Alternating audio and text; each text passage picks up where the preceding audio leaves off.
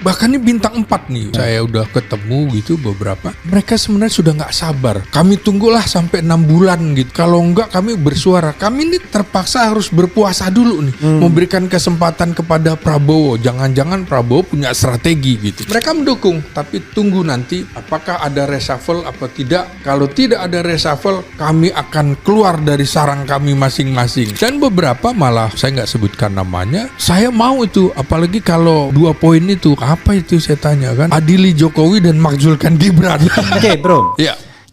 Saya akan membacakan 8 tuntutan ini dan kita akan bahas satu-satu. Oke. Cuma saya ingin membahasnya secara zigzag karena ada hal yang barangkali agak perlu perdebatan serius seperti kembali pada Undang-Undang Dasar 45. Tapi ini pernyataan sikap purnawirawan prajurit TNI. Kita pernah membahasnya melalui telepon, tapi kan rasanya kurang oke ya. Ini lebih oke. Pertama adalah kembali ke UUD 1945 asli. Dia bilang asli sebagai tata hukum politik dan tata tertib pemerintahan. Kedua, mendukung program kerja Kabinet Merah Putih yang dikenal sebagai Astacita, kecuali untuk kelanjutan pembangunan IKN. 3, menghentikan PSN PIK 2, PSN Rempang dan kasus-kasus yang serupa dikarenakan sangat merugikan dan menindas masyarakat serta berdampak pada kerusakan lingkungan. 4, menghentikan tenaga kerja asing Cina yang masuk ke wilayah NKRI dan mengembalikan tenaga kerja Cina ke negara asalnya. 5, pemerintah wajib melakukan penertiban pengelolaan pertambangan yang tidak sesuai dengan aturan dan Undang-Undang Dasar 1945 pasal 33 ayat 2 dan ayat 3. 6, melakukan reshuffle kepada para menteri yang sangat diduga telah melakukan kejahatan korupsi dan mengambil tindakan tegas kepada para pejabat dan aparat negara yang masih terikat dengan kepentingan mantan Presiden RI ke-7 Joko Widodo. 7, mengembalikan Polri pada fungsi Kamtibmas, luar biasa, keamanan dan ketertiban masyarakat di bawah Kemendagri. Kemudian 8, mengusulkan pergantian wakil presiden kepada MPR karena keputusan MK terhadap pasal 169 huruf Q Undang-Undang Pemilu telah melanggar hukum acara MK dan Undang-Undang Kekuasaan Kehakiman.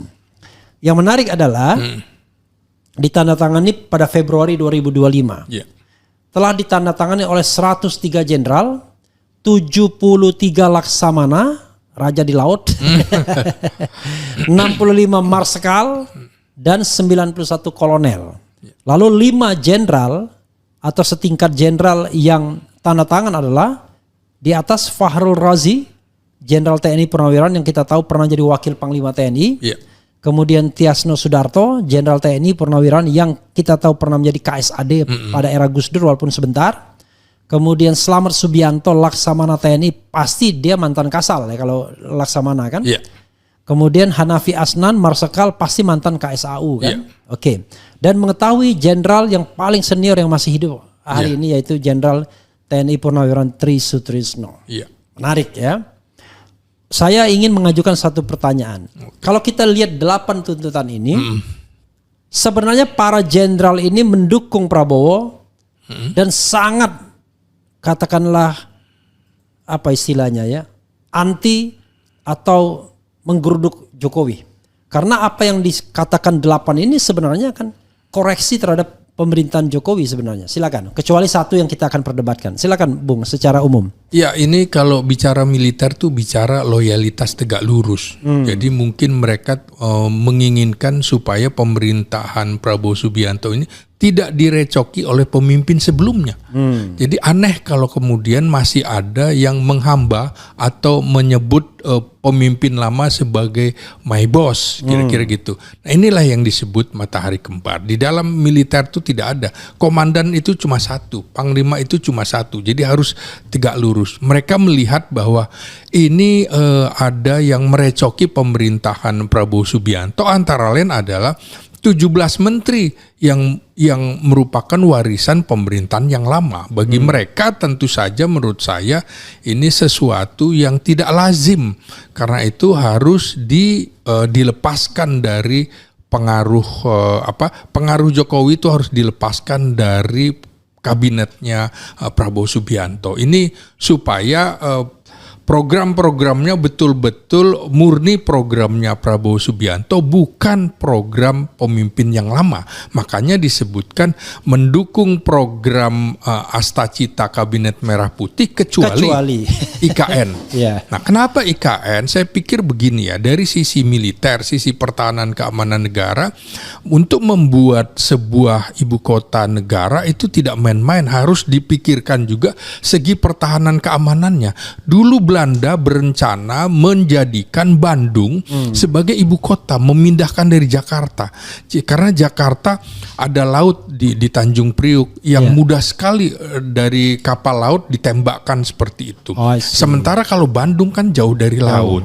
Kemudian ini IKN jaraknya hanya sekitar 2 jam dari Malaysia. Belum lagi dari Alki 2 mudah sekali ditembakkan. Jadi dari sisi keamanan itu riskan sekali, harusnya dipikirkan. Misalnya pada waktu Presiden Soeharto berencana membuat Jonggol sebagai ibu kota negara, itu jauh-jauh hari sebelumnya, beberapa tahun kemudian itu tidak pernah diumumkan karena rahasia. Maka caranya adalah memindahkan mabes-mabes angkatan ke Cilangkap untuk menopang yang namanya pemerintahan baru, pusat pemerintahan di Jonggol. Jadi sisi pertahanannya dibuat dulu, bukan dibuat dulu baru pertahanannya dibuat. Di sini kan nggak ada. Bagaimana pertahanan udaranya tidak ada. Bagaimana kemudian kawasan di perbatasan tidak ada. Ini kan seperti orang bermimpi, kemudian besoknya harus diwujudin, nggak bisa. Jadi harus ada Bandung Bondowoso ya. Ya, harus ada pembangunan jangka pendek, menengah, panjang. Nah, untuk ibu kota negara juga harus panjang. Kan contoh bagaimana pada tahun 1957 Presiden Soekarno juga berencana memindahkan ibu kota kita ke Palangkaraya. Ternyata kemudian waktu itu juga militer memberikan saran, coba dipikirkan kembali.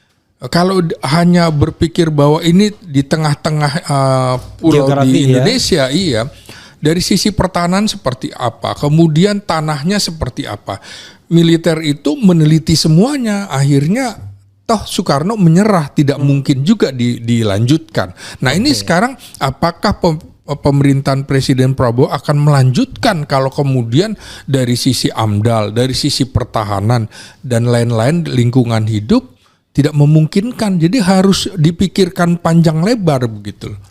Tapi ada satu isu yang kemudian menjadi perbincangan publik walaupun senyap-senyap ya, bahwa IKN itu kebetulan tanahnya banyak milik saudara Prabowo. Selain pengusaha Sukanto Tanoto kalau tidak salah. Jadi kalau itu yang benar, kok begitu cara mencari lokasi? Silakan. Iya, makanya harus dipikirkan. Saya kira ini petisi dari Forum Purnawirawan Prajurit TNI itu mengingatkan. Yang penting aku sudah mengingatkan, kira-kira gitu. Karena usia kami itu rata-rata usia mereka itu sudah 70-80 tahun. Bahkan Pak Tri 90 tahun.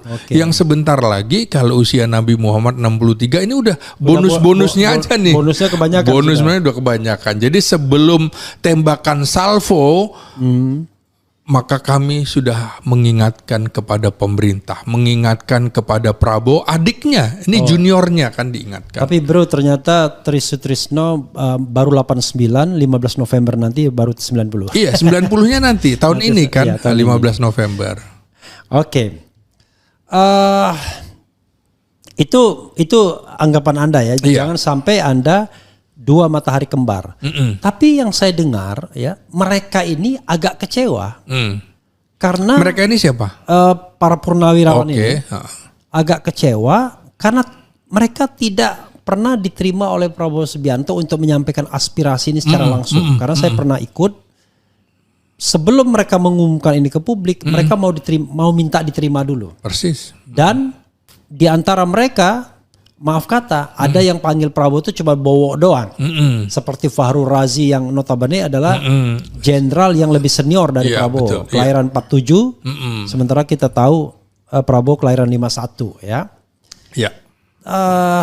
Tiasno saya kira lebih senior. Sama dengan Fahru Razi, lulusan Akmil 1970. Oke, nah tetapi yang saya tahu ya, mereka tidak diterima, bahkan surat itu pun ditanggapin tidak, sampai kemudian akhirnya mereka mengadakan semacam acara yang sifatnya deklaratif untuk menyampaikan ini ke publik, 8 tuntutan ini. Pendapat Anda kenapa Prabowo kok tidak mau menemui mereka atau tidak mau menanggapi mereka?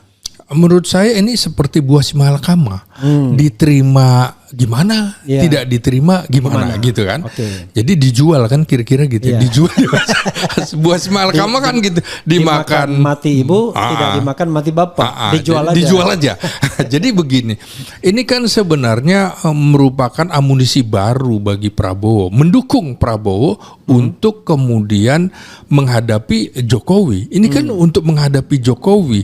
Jadi kalau diterima secara terbuka, nanti kelihatan sekali Prabowo bersama mereka menghadapi Jokowi gitu. Tapi kalau tertutup juga enggak. Karena itu menurut saya nanti akan ada pertemuan yang tidak terbuka dan tidak tertutup, tapi silent pertemuannya. Ini kan sama dengan bagaimana Prabowo menemui Megawati, terbuka enggak, tertutup juga enggak gitu. Terbuka tertutup. Kasih message, saya bertemu loh dengan Megawati, tapi isinya apa Anda nggak perlu tahu gitu. Gitu. Karena ini repot juga kalau tidak nerima, ini seniornya semua. Dan rata-rata yang satu tingkat di atas, misalnya Laksamana Slamet Subianto itu alumni AAL 73, Prabowo kan 74. Tapi yang lainnya Fahru Razi, kemudian Tiasno Sudarto itu kan lulusan 1970, Hanafi lulusan 69. Nah itu lebih senior, apalagi Trisutrisno lulusan 59, jauh sekali. Apa iya Prabowo kemudian tidak mau menemui Trisutrisno? Saya pikir akan diam-diam juga menemui Trisutrisno tanpa liputan media massa. Saya kira begitu. Saya sudah tanyakan juga kepada Anda ya, kenapa orang seperti yang di luar ini kan sepertinya gini, mereka ini orang yang sebenarnya mendukung Prabowo, seperti juga Fahru Razi, dia sangat mendukung Prabowo dan yakin, tetapi mereka bisa dikatakan oposannya Jokowi, bisa dibilang semuanya. Betul. Kenapa orang seperti saya udah tanyakan sebenarnya, tapi lebih baik ditanyakan lagi. Orang seperti Gatot Nurmantio itu tidak ikut di dalam grup itu. Padahal saya tahu dia dekat sama Maijen Sunarko. Kemudian ada juga misalnya Samsir Siregar, itu mantan BIN gitu. Tidak ikut dalam rombongan ini. Itu apa pendapat Anda? Padahal mereka juga sangat. Saya pernah ditemui oleh Samsir Siregar bersama Maijen Sunarko, dan kita tahu proponen ini kan Sunarko kan salah satunya yang paling ini, tapi tidak ikut. Jadi kan di dalam militer itu ada yang namanya strategi taktik, teknik gitu. Ini merupakan strategi aja. Jadi ada yang secara terbuka begitu ya. Terbuka ini kan seperti pola para komando langsung berhadapan-hadapan, tapi juga ada yang cara Sandi Yuda. Cara Sandi Yuda ya tidak kelihatan, tapi mereka mendukung. Saya kira ini penguatan saja. Beberapa saya tanyakan kemudian mereka mendukung, tapi mereka tidak berada di situ. Kan kadang-kadang juga nggak enak. Terlalu banyak ya bintang 4-nya nggak enak. Tapi nanti terlalu banyak matahari di situ ya. Tapi apalagi Gatot junior hitungannya kan? Jadi nanti mereka merasa bahwa mereka kan semua merasa ingin jadi komandan, ingin jadi panglima gitu ya. Nanti Gatot kau kan lebih junior, kan gitu nggak enak hati gitu. Masa dia tidak tanda tangan padahal dia jenderal? Cuman kalau dia tanda tangan dia junior. Gitu ya. Dan beberapa malah saya nggak sebutkan namanya. Saya mau itu, apalagi kalau 2 poin itu apa itu saya tanya kan, adili Jokowi dan makzulkan Gibran. Iya, kalau saya lihat ya, mereka ini kalau terhadap Jokowi itu tidak ada lagi dispute. Ya, no dispute ya, undisputable. Tetapi kalau terhadap Prabowo, memang mereka itu agak silang kata. Ada yang patah arang, ada yang masih memberikan harapan, ada yang ini, ada yang itu. Nah, Kalau kita lihat rumusan itu, yang jelas rumusan itu menentang Jokowi 100%. Iya. Tetapi terhadap Prabowo tidak menentang, Iya. tapi juga tidak endorse 100% juga. Betul. Gitu. Ya, saya begini kan beberapa malah bahkan ini bintang 4 nih. Saya udah ketemu gitu beberapa. Jadi mereka sebenarnya sudah nggak sabar. Kalau enggak kami bersuara. Kami ini terpaksa harus berpuasa dulu nih. Memberikan kesempatan kepada Prabowo. Jangan-jangan Prabowo punya strategi gitu kan. Tapi begitu ada yang nggak sabar, ini kira-kira ini kelompok yang nggak sabar gitu kan. Nggak sabar. Terus yang lebih mudaan nanti dulu. Terus mereka mendukung. Tapi tunggu nanti apakah ada reshuffle apa tidak.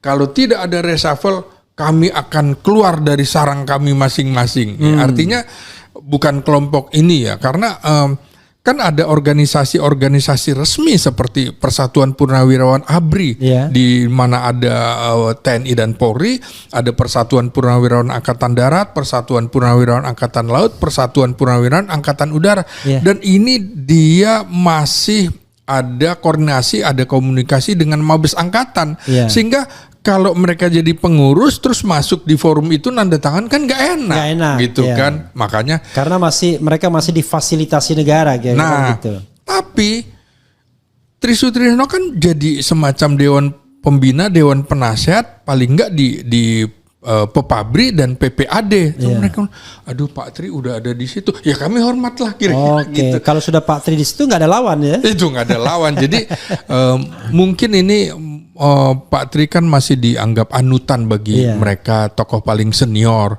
Ya sudahlah, mereka pikir gini, Pak Tri kan artinya sudah juga mewakili aspirasi kami, walaupun kami tidak seberani beliau kan, kira-kira begitu. Kita coba ya kulitin satu-satu tuntutan itu. Saya ingin mulai tuntutan itu tidak dari depan ya, tetapi dari hal-hal yang barangkali secara realistis bisa kita bahas ya. Tapi ngomong-ngomong, wah ganteng sekali Anda pakai gini. Jadi udah diganti adanya ya. Saya ingin membahas dari tuntutan ke berapa dulu ya? Nah, keempat. Ya. Tuntutan keempat itu menghentikan tenaga kerja asing Cina yang masuk ke wilayah NKRI dan mengembalikan tenaga kerja Cina ke negara asalnya. Saya ingin mengasih background begini. Letjen Yayat ya, Yayat Supriyatna, Yayat Sudrajat, mantan mantan Kabais, tapi terakhirnya jabatannya di Menko Polhukam, kalau nggak salah Menko Polhukam dulu, mengatakan bahwa orang-orang Cina yang kesini ini adalah berasal dari sukuhan yang sudah terlatih. Jadi mereka bukan tenaga kerja biasa, tapi tenaga kerja yang terlatih, terlatih secara militer. Dan dia mendapatkan itu karena dia pernah jadi atase militer di Cina. Karena itu agak paradoks ketika misalnya orang-orang seperti Luhut dan terutama Jokowi memberikan karpet merah kepada Cina ini. Sampai orang menanyakan nasionalismenya seperti apa. Belum lagi kalau kita bicara tambang nikel misalnya. Suatu saat Faisal Basri di sini mengatakan, almarhum, kita itu bodoh sekali sebagai bangsa. Kita cuma dapat 10%. Tapi terakhir ketika dia di sini, dia koreksi, saya salah katanya, bukan 10% tapi minus kita. Oh malah minus. Karena kita bebaskan pajak ekspor, impor kita permudah dan lain sebagainya. Akhirnya dihitung-hitung sama dia minus. Tambah bodoh kita sebagai bangsa. Tapi kompradornya pasti untung kan? Orang-orang yang bekerja sama itu. Nah sekarang ketika Purnawirawan TNI ini meminta mereka untuk kick out, dikeluarkan, apakah permintaannya menjadi realistis dan semudah itu? Kalau kita kaitkan dengan walaupun Jokowi tidak lagi di sana, posisi Prabowo dah. Silakan. Saya kira cara berpikir militer tuh pasti begitu. Artinya begini, kedutaan besar negara-negara asing di Indonesia pastilah di situ menempatkan intelijen-intelijennya. Sama juga atase kita di luar negeri, ya dia memang tugasnya juga intelijen. Makanya atase pertahanan itu kan di bawah Badan Intelijen Strategis TNI. Jadi mengamati situasi. Dan tentu seperti Letjen Yayat, Purnawirawan Yayat itu pernah menjadi atase di sana. Dia juga memantau kira-kira seperti apa gerak-gerik apalagi sukunya segala macam. Sama dengan ingat nggak bagaimana Jepang akhirnya menyerang Hawaii, Pearl Harbor. Iya, Pearl Itu Harbor. kan kunci informasinya dari atase militer Jepang di Hawaii. Oh, kalau jam sekian hari ini jam sekian kosong, maka kita harus menyerang. Nah, ini juga saya kira pernyataan-pernyataan Yayat, misalnya Letjen Yayat itu bisa dipahami karena di Cina kan memang ada yang namanya wajib militer. Ya. Apa iya? Semula kan orang berpikir yang dipulangkan tenaga kerja kasarnya saja, jangan ahlinya. Nah, kalau kemudian ahlinya ternyata bagian dari militer, ya mana mau ngaku dia gitu. Ya. Kami pekerja biasa, staf ahli di mana-mana juga. Ingat nggak Benny Murdani di Bangkok, di Korea sebagai orang pengusaha kan gitu, bidang ekonomi kan nggak disebutkan pangkatnya dan lain-lain. Semuanya juga begitu, Amerika dan lain-lain. Jadi menurut saya dalam situasi di mana Amerika, di mana Cina menjadi bagian dari superpower dunia, pasti dia mencari lahan-lahan di negara-negaranya. 50% wilayah Cina itu kan adalah wilayah yang tidak subur. Bahkan yang lainnya lebih banyak pegunungan, kemudian gurun dan lain-lain. Maka mencari tempat-tempat baru. Nah, kan itu hukum alam bahwa mereka akan mencarikan tempat untuk sumber daya warga negaranya. Karena itu menurut saya masuk akal meminta mereka untuk memulangkan warga negara Tiongkok, karena tentu sudah dihitung bahwa ini ancaman luar biasa.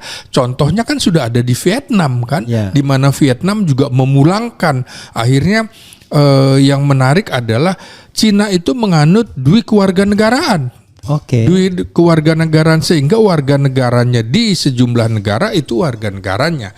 Sehingga di Indonesia ada juga mereka ikut pilkada, ada yang KTP itu kan. Nah, makanya pada tahun 1952 kan Presiden Soekarno 52 atau 54 nanti bisa dilacak lagi, meminta warga negara Tiongkok itu memastikan mau jadi warga negara Indonesia atau warga negara Tiongkok. Nah, seperti itu. Tapi sekali lagi ya, kita belum melihat sebuah gerakan dari Prabowo dalam menyikapi tenaga kerja asing atau Cina ini. Bahkan tidak ada pembicaraan apapun, statement apapun dari Prabowo bahwa kita akan kecuali umum ya, menjaga kedaulatan dan lain sebagainya. Tapi kalau kita bicara tentang hilirisasi, kan hilirisasi itu kita ketawa. Yang mengalukan hilirisasi Indonesia ini Cina juga. Iya. Dan tidak 100%. Seperti nikel tuh paling cuma sampai setengah jalan, sisanya baterai dan lain sebagainya dibuat di Cina, balik lagi ke Indonesia kita impor baterai lithium dan lain sebagainya. Apa pendapat Anda? Ya, saya kira hubungan kita sebagai negara non-blok tentu kita tidak boleh berpihak pada satu blok tertentu.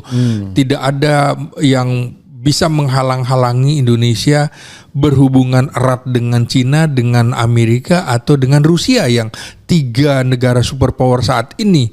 Saya kira juga perlu perimbangan di mana Amerika secara ekonomi kurang baik, Tiongkok relatif bisa memberikan jaminan-jaminan ekonomi yang lebih baik.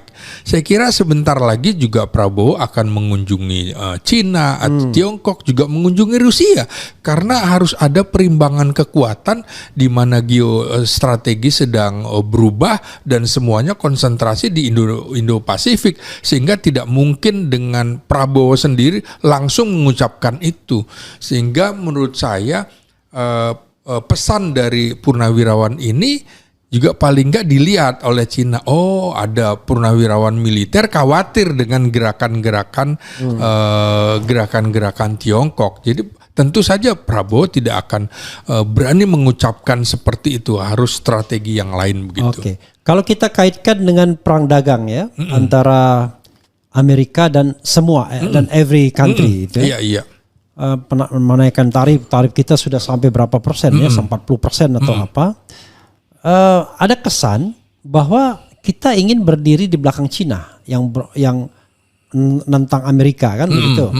Tapi di sisi lain secara de facto kita so long time, paling tidak 10 tahun terakhir sudah dikuasai Cina. Bahkan pengaruh Amerika Serikat di sini tidak banyak direct investment ya dan tenaga kerja secara langsung. Kalau kebudayaan oke lah, itu sudah lama juga film-film. Apa yang Anda bisa lihat?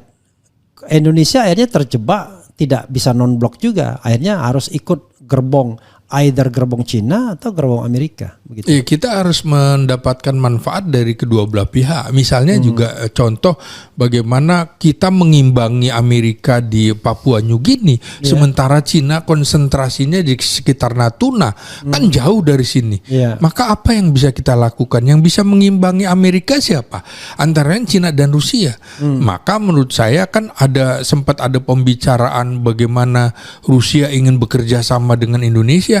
Saya kira itu harus diambil manfaatnya untuk mengimbangi Amerika yang sudah ada di Darwin, yang sudah ada di Papua New Guinea, dan untuk mengimbangi Cina di Laut Cina Selatan, maka kita juga perlu Amerika di sekitar Natuna. Kita harus membuka jalur itu. Nah, seperti ingat nggak peristiwa PRRI Permesta itu dulu? Justru aftur untuk pesawat tempur Amerika paling bagus katanya dari Dumai. Sengaja makanya kemudian kalau kita lihat pesan dari situ proyek strategis nasional di Rempang itu kan kelihatan akan didominasi oleh Cina. Maka kemudian kalau itu betul-betul dikuasai Cina, tidak mungkin itu hanya sebuah pabrik kaca. Maka saya kira Amerika juga akan menentang itu. Eranya Prabowo ini juga harus mengimbangi apa yang dilakukan oleh Jokowi yang sangat erat, bisa merugikan. Jadi memang betul-betul kita sedang mendayung di antara 2 atau 3 karang untuk mendapatkan keuntungan Hatta punya teori ya. Iya. Mendayung di antara 2 karang. Jadi menurut Anda bisa jadi kemudian civil society yang bergerak untuk menentang Rempang, kemudian PSN gitu, itu atas sponsor Amerika juga. Ya bisa tidak. Ini kan berkelindan koinsidensi segala kepentingan. Coba kita lihat bagaimana peristiwa 1965 gitu. Bagaimana kemudian dokumen Gilstrike itu Gilstrike itu kan dubes Inggris ternyata itu tidak diforensik ya kan. Kalau diuji forensik kan akan ketahuan dokumen ini palsu atau tidak. Sama dengan itu tadi, kembali ke ijazah itu kan. Sebenarnya kalau uji forensik makanya cuma diperlihatkan saja tapi tidak boleh difoto. Nah kan persoalannya kan kayak gitu.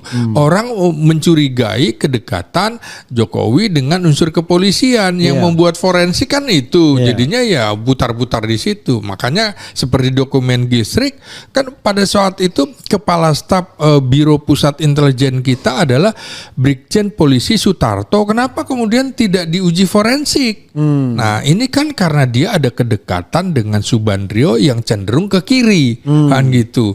Ternyata kemudian pihak yang membuat adalah mayor intelijen orang Bulgaria kan, setelah 20 tahun terbongkar. Karena itu ada kepentingan. Mereka walaupun sesama negara Eropa Timur punya kepentingan yang berbeda-beda. Amerika juga gitu. Misalnya sahabat kami gitu, orang-orang Barat misalnya, tentara yang melakukan pendidikan di Barat, di Amerika, di Inggris kan dianggap sebagai teman negara-negara Barat untuk melawan Cina waktu itu. Pengaruh Cina kan lebih kuat terhadap komunis Cina daripada komunis Soviet di Indonesia. Jadi saya kira memang kita harus bekerja, terutama intelijen kita tidak boleh lemah di tengah situasi geopolitik dan geostrategis yang tidak baik-baik saja begitu.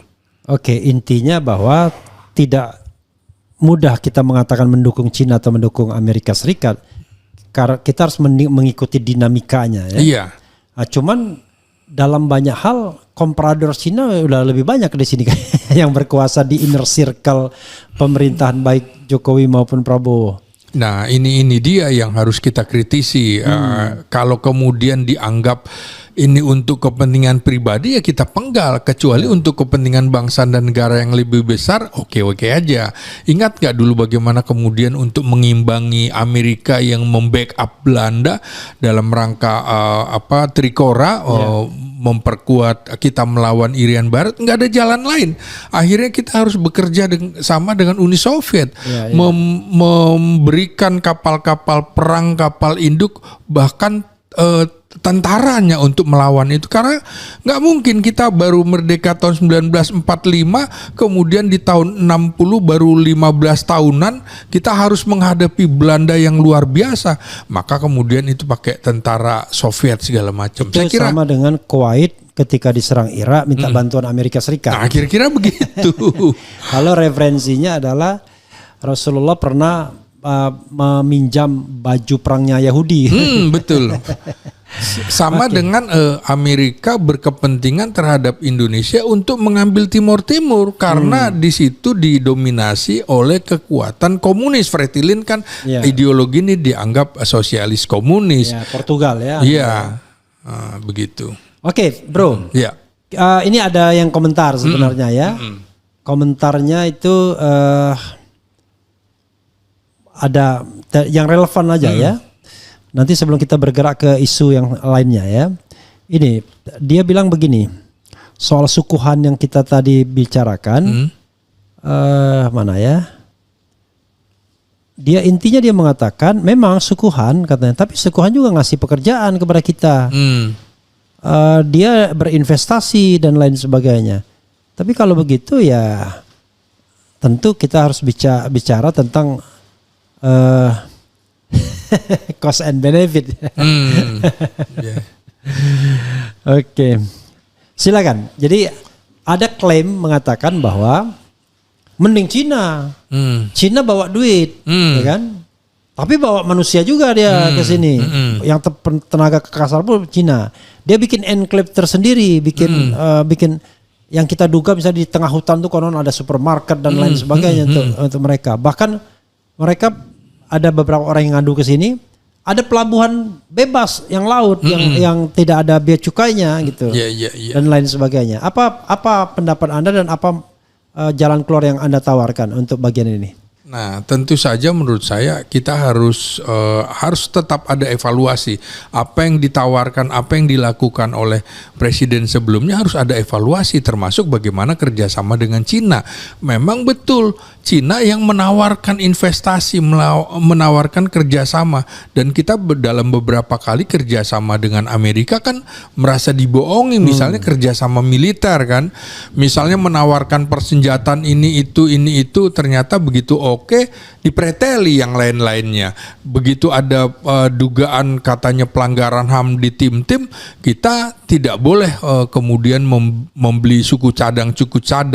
Karena itu kan kalau kita lihat sekarang pemerintah Prabowo mengembangkan pembelian alat utama sistem senjata ke sejumlah negara. Jadi jangan sampai kita ketergantungan terhadap sebuah negara.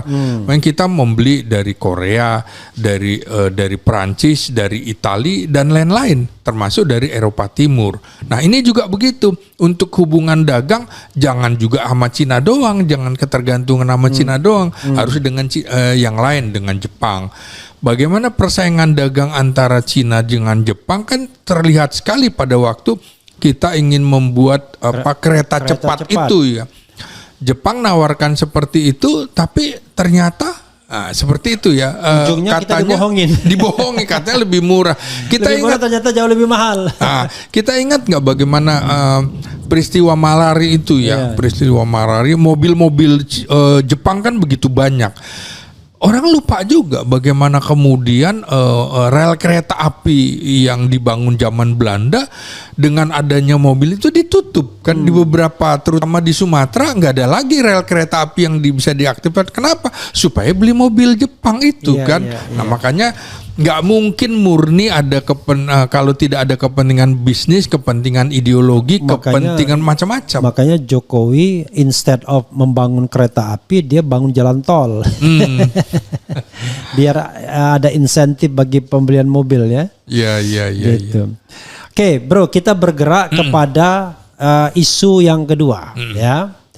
Jadi isu yang ingin saya ajukan ini adalah isu nomor 6, melakukan reshuffle kepada para menteri yang sangat diduga telah melakukan kejahatan korupsi dan mengambil tindakan tegas kepada para pejabat dan aparat negara yang masih terikat dengan kepentingan mantan Presiden RI ke-7 Joko Widodo. Jadi poinnya adalah kepada para menteri reshuffle yang diduga terlibat korupsi. Saya menduga tidak hanya referensi korupsi sekarang, tapi korupsi yang diduga masa lalu. Iya. Ada yang menteri mungkin terlibat BTS, sudah terima duit dibalikin lagi kan, tapi tetap menteri. Ada yang diancam dengan Sprindik 11 sehingga mundur sebagai ketua umum partai politik. Iya. Kemudian ada Mr. V ya kan, kalau ngurus-ngurus pertambangan dan lain sebagainya menurut Tempo.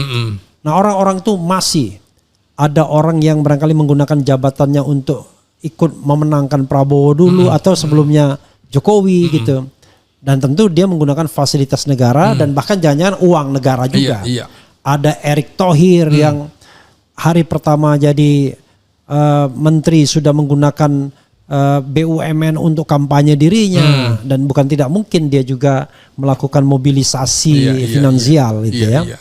Nah, terhadap mereka disarankan untuk diganti karena tadi indikasi korup itu tidak hanya ngambil uang ya. Nah, kita pakai definisi Bank Dunia yaitu to take gain untuk for a special for own personal interest. Jadi dia ngambil keuntungan untuk kepentingan pribadi. Nah, jadi bisa jadi jabatan ujungnya. Tapi di sini juga jelas-jelas dikatakan kalau ada pejabat dan aparat negara yang masih terikat dengan kepentingan mantan Presiden RI ke-7 juga dicopot. Ini lebih luas lagi, tidak hanya menteri. Pasti barangkali maksudnya juga Kapolri atau Jaksa Agung dan lain sebagainya. Pertanyaan saya, Bung ya. Tuntutan ini bakal disambut oleh Prabowo atau dicuekin aja? Karena Anda bilang, wah yang 8 itu, saya muat lagi tuh, 8 itu akan di reshuffle. Tapi sekarang pertanyaannya, akan dicuekin saja atau akan disambut? Atau disambut pelan-pelan? Silakan. Jadi gini Bung, kalau kita perhatikan orang-orang yang bolak-balik ke Solo terus itu patut diduga orang yang memang sudah tersandera oleh Jokowi pada saat Jokowi menjadi presiden. Sehingga dipegang ini terus, ini masih tersandera. Nah ini posisinya jadi tidak bebas bagi mereka. Kira-kira kakinya dipegang. Nah ini daripada kemudian orang-orang yang tersandera kasus oleh Presiden Jokowi, ya sudah penggal saja. Kalau saya sih mengatakan wajib hukumnya untuk mereshuffle mereka ketimbang kemudian merecoki pemerintahan Prabowo Subianto. Prabowo kan juga mengatakan bahwa apabila menteri-menterinya tidak mampu bekerja sesuai dengan irama yang diinginkannya, maka sebaiknya pulang saja ke rumah, tidur saja ke rumah. Nah saya kira itu harus diamini dan harus diaktualisasikan, bukan hanya omon-omon saja. Kalau tidak, ya Prabowo akan terus dicap sebagai presiden omon-omon. Maka pernyataan atau petisi dari Forum Purnawirawan Prajurit TNI menurut saya juga mengingatkan Prabowo Subianto supaya Anda tidak diganggu karena ini bisa menjadi benalu dalam pemerintahannya. Apakah mereka akan dicopot atau tidak? Ya kita serahkan lagi karena itu hak prerogatifnya presiden. Hanya Presiden Prabowo dan Tuhan barangkali yang tahu mereka akan dicopot atau tidak. Tapi untuk strategi besarnya menurut saya paling tidak di antara mereka sudah harus ada yang dicopot. Walaupun barangkali Prabowo lagi-lagi belajar dari pengalaman Presiden Soeharto. Caranya adalah pelan-pelan ketika pemimpin lama masih kuat, tidak bisa kemudian kita cara berpikirnya seperti aktivis yang nggak sabaran kan kira-kira gitu. Yeah. Misalnya bagaimana Prabowo Presiden Soeharto melakukan konsolidasi di kalangan militernya.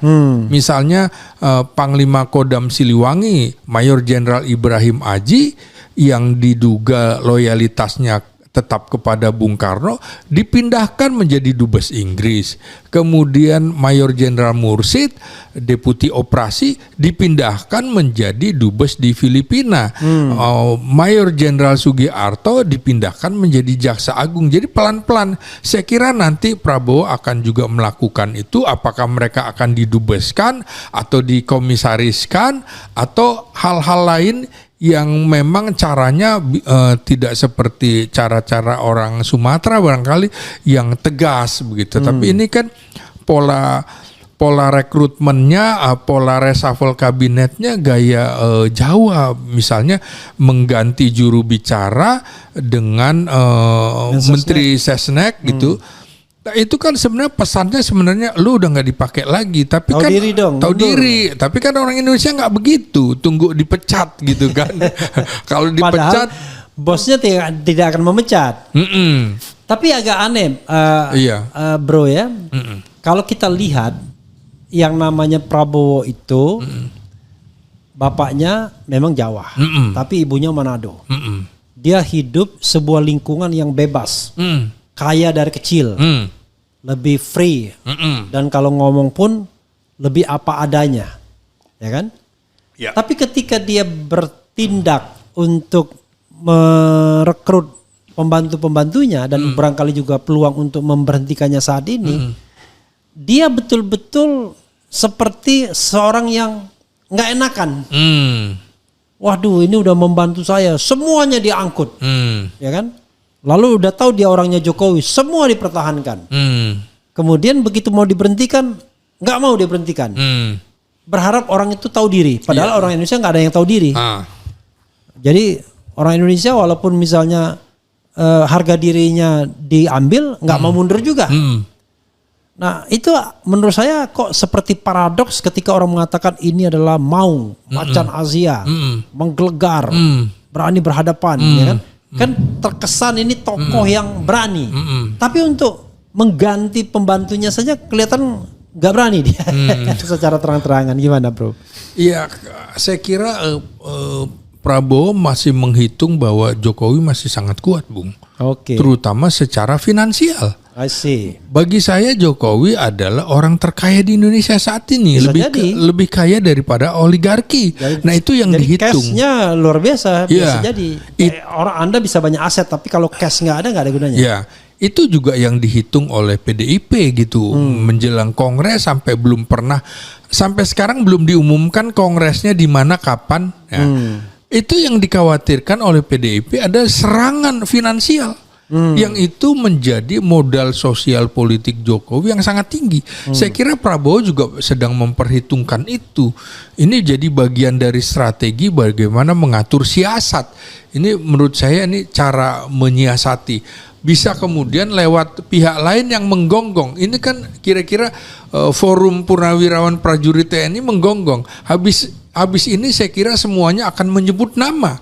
Karena ini tadi menyebut secara tidak menyebut nama tapi yang terafiliasi dengan Jokowi, saya kira langkah selanjutnya akan menyebut nama. Menyebut nama itu kan sama dengan apa yang dikemukakan oleh misalnya aktivis BEM seluruh Indonesia, menyebutnya kan dua isu yang menjadi fokus mereka adalah adili Jokowi dan makzulkan Gibran. Nah, itu kan dua tuntutan itu kan sudah ada juga di dalam forum itu kan. Jadi menurut saya Prabowo nyilih tangan, Bung, istilahnya orang Jawa itu.